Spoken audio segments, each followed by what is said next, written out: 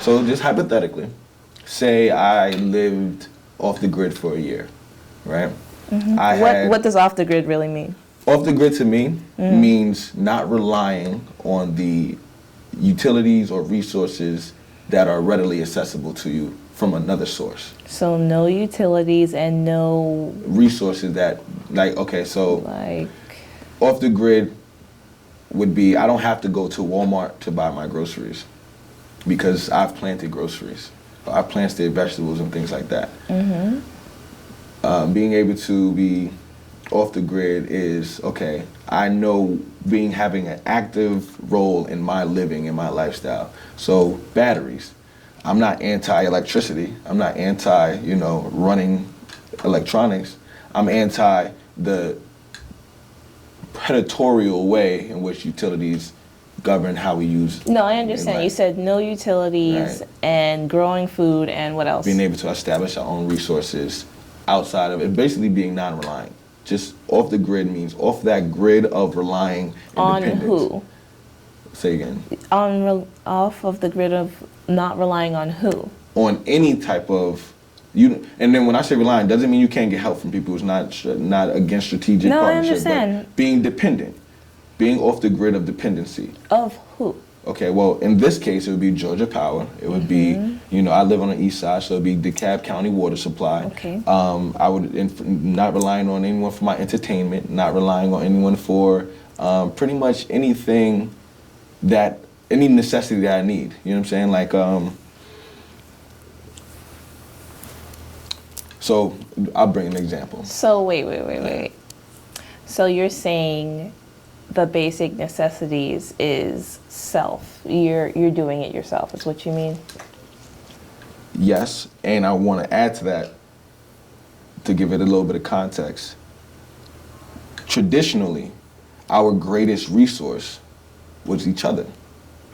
That communal experience, that communal environment, we weren't reliant on any one thing. We were more so relying on each other. And that produced a certain way of life. Now, because we adopted these individualistic goals, that had given us a different worldview. But yes, off the grid would be not being dependent upon anyone or anything.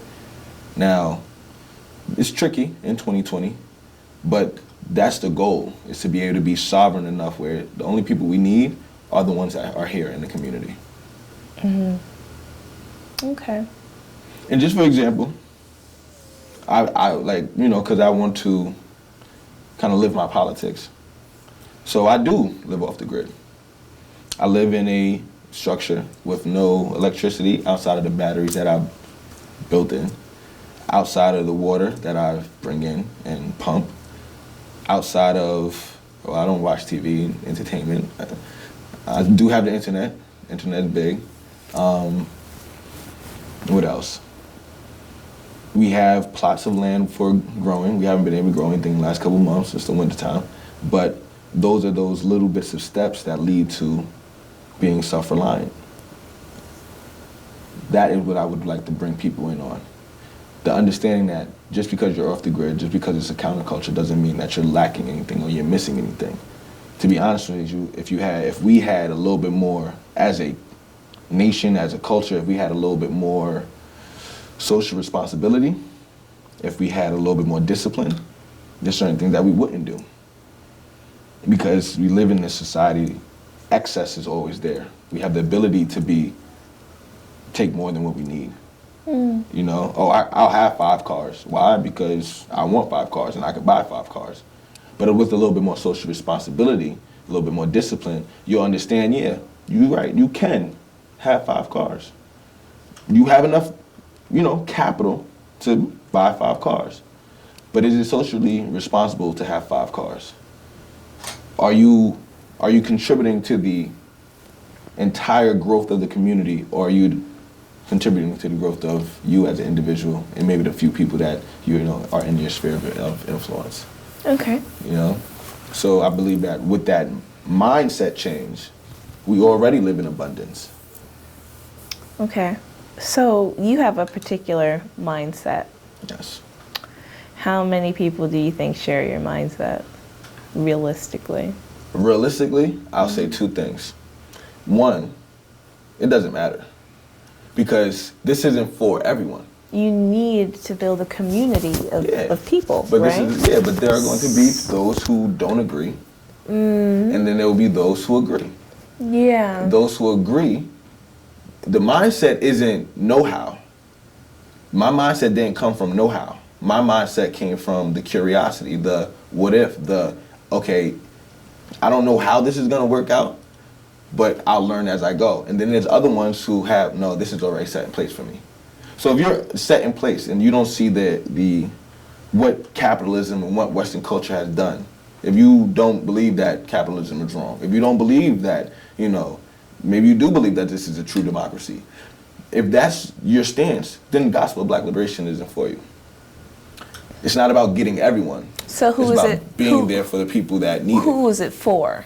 The people, what mindset, if you have the mindset of building your own, if you have I wouldn't even say building your own, the ideal person that would want to be a part of gospel of black liberation is the individual that understands the power of community.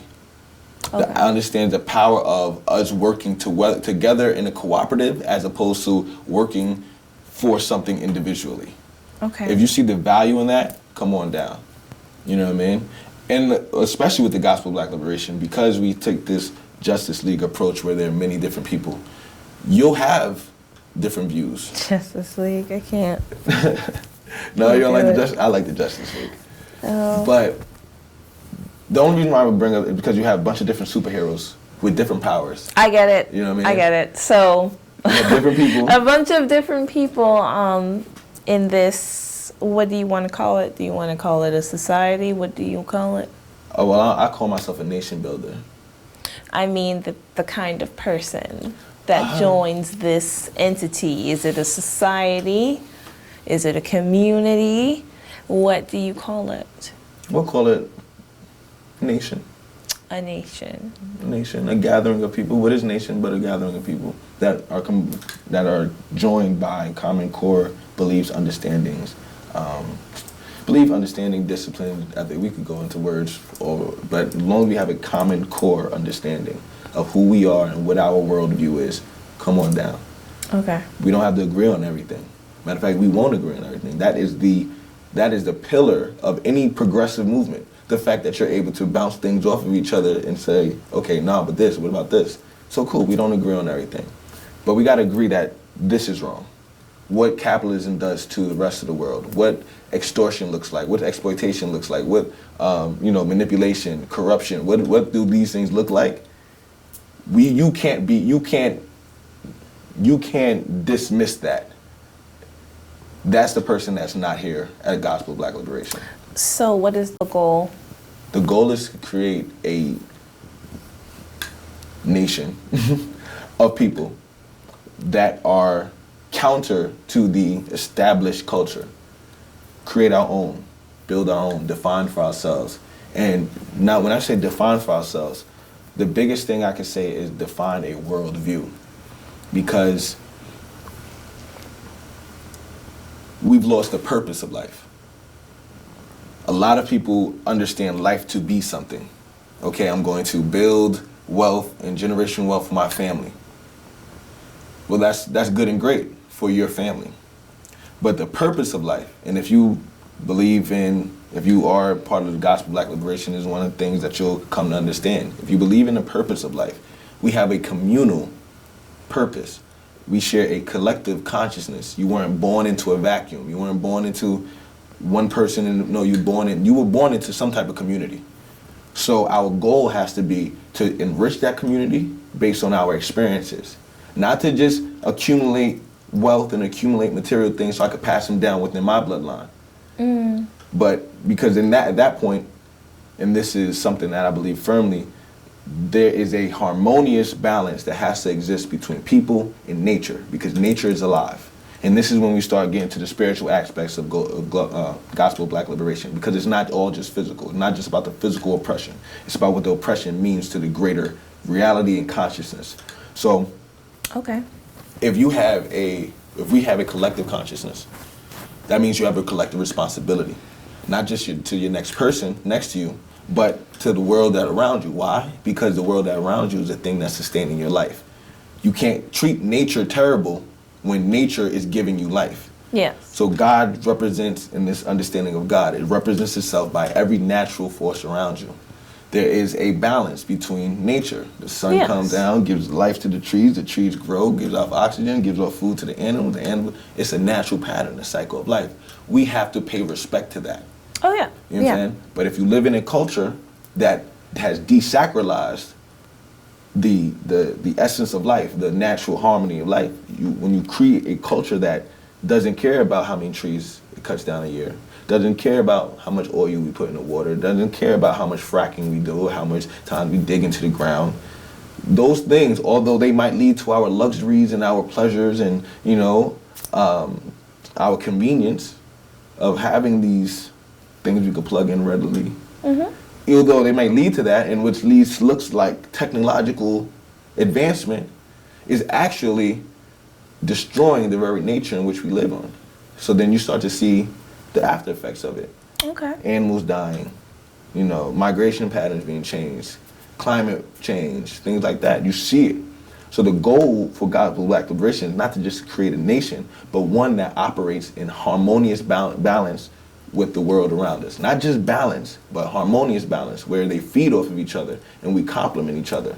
So then we have life that's sustainable. Whereas now, we don't have life that's sustainable. And I'll show you examples of how we don't have life that's sustainable. We have 85% of the world that live in third world countries, and you have 15% of the world, parts of Europe, parts of Asia, United States, that are modern, they're first world. But then you have 85% of the people in the world. That's not harmonious at all. That's disproportionate. So why do we live like that? If there are enough resources in the world how much food do they create, do they grow and then burn because they can't make a profit off of it?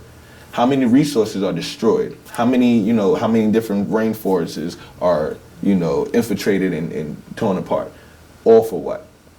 So that you have some people living at this standard, and then other people have to fight their way in varying levels down here. Yeah. There's no harmonious balance. So if we create a lifestyle, a worldview where balance is a principled thing, then what we have is a self-sustaining community. Got you. Okay. I got you. So I think we may be done. All right. I got you. All right, we can sign up. Well, 5 seconds. Thank you for tuning in this great discussion about oppression and liberation and what it means for ourselves. This is the Gospel Black Liberation. I want to thank Amanda for coming down. Amanda White from AJ White Photo. And I hope that she will come down for other episodes and other discussions, because I know that you have a lot to input and a wealth of knowledge. Well, thank you. I sure hope so. Cool. Thank you for having me. Appreciate you coming down. Tune in next time, and make sure you click the link below and the link to my left. I'll put a link right here and below. Check out the videos and check out the other articles. And thank you for tuning in to Gospel of Black Liberation. Peace.